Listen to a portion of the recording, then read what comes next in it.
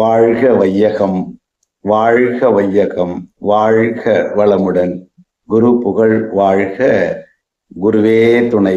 ஆசான் அருள் தந்தை வேதாத்ரி மகரிஷி அவர்களின் நாளொரு நற்கவியாக ஞான களஞ்சியம் ஒன்றிலே பாட்டு எண் 483 வாழ்த்துவதை பற்றி ஒரு கவியை நாம் இங்கு சிந்திக்க இருக்கிறோம்.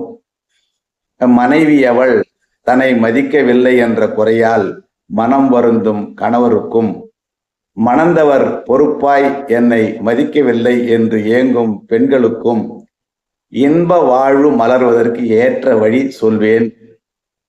நினைவு கூர்ந்து உன் வாழ்க்கை துணை இதுவரை உங்கட்கு உன்னை மதித்து ஆற்றியுள்ள இனிய செயல் அனைத்தும் உள் நினைந்து நன்றி கூறி வாழ்த்த மனம் நிறையும் என்று இந்த கவியிலே கணவன் மனைவி இடையே இருக்கக்கூடிய குறைகளை பெரிதுபடுத்தாமல் அந்த நிறைவுகளையே நாம் ஆராய்ச்சிக்கு எடுத்துக்கொள்ளும் போது நிறைவான அமைதியான வாழ்வு அமையும் என்று கூறுகிறார்.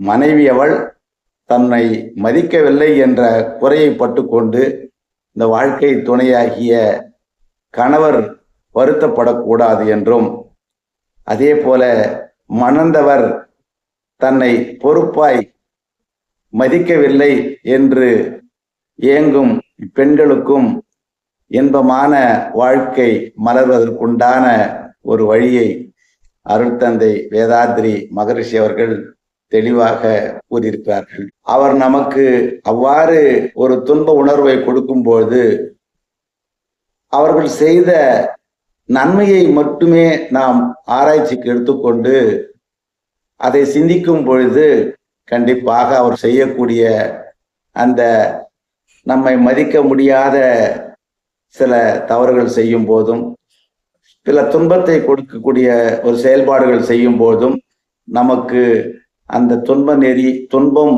இருப்பதாக தெரியாது. ஏனென்றால் அவர் எத்தனையோ நன்மைகள் செய்திருப்பாங்க. அதே போல வாழ்க்கை துணைவியாகிய மனைவியும் பல நன்மைகள் செய்திருப்பாங்க.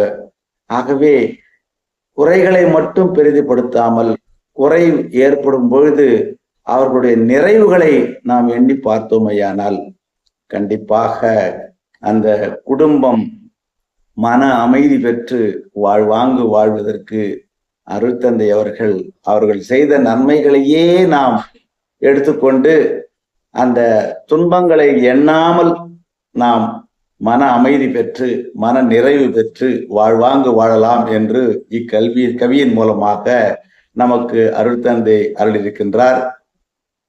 வையமெல்லாம் வாழட்டும், வாழ்க்கை வளம் காத்தினிதாய் வளரட்டும், மெய்யறிவு வாழ்க்கை என்று துய்த்தலிலே உய்ய மெய்ப்பொருள் நாட்டம் உலகெங்கும் மக்களிடம் ஓங்குக மேலோங்குக உள்ளமெல்லாம் ஒன்றுபட என்று வாழ்த்தி இந்த கவியினுடைய சிந்தனையை நிறைவு செய்கிறேன். வாய்ப்புக்கு நன்றி. வாழ்க வளமுடன்.